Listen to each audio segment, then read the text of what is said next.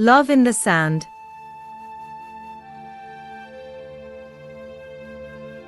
Anna walked the familiar shoreline of her small coastal town.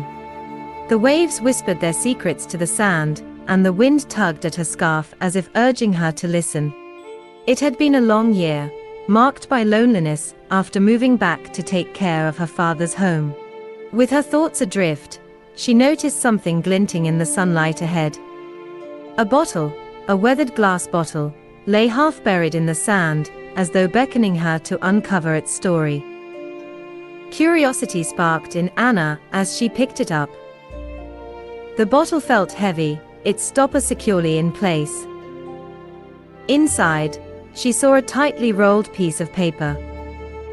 As the cork released with a satisfying pop, she unfolded the paper. The words were written in ink that had smudged slightly over time, but was still legible. To the one who finds this, I hope this message brings you hope in your solitude. My name is Steve, and as I write this, I am aboard the ship Horizon, longing for the shore I may never see again. If fate is kind, and you read this, know that someone out there believes in your courage to carry on. Love is the compass that guides us through life's storms. Anna's heart clenched as she read the raw emotion in Steve's words. Who was Steve? Why was he on the horizon? And what had prompted this heartfelt message? She felt an inexplicable connection to the stranger, as though their stories were tangled by the tide. Driven by curiosity and an undeniable pull, Anna decided to find Steve.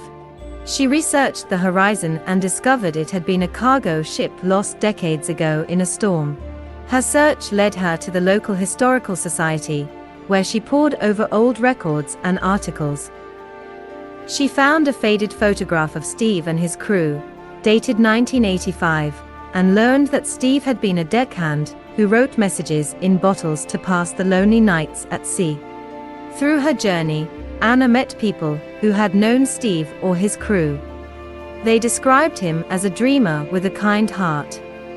Though she learned he had perished in the shipwreck, his message became a beacon of hope for her. Inspired by his words, Anna started volunteering at the Maritime Museum to preserve stories like Steve's, connecting others to the lives lost at sea. Years later, Anna stood at the same beach where she had found the bottle, gazing at the horizon. Though she never met Steve, his words had guided her to rediscover her purpose, much like a compass leading her home.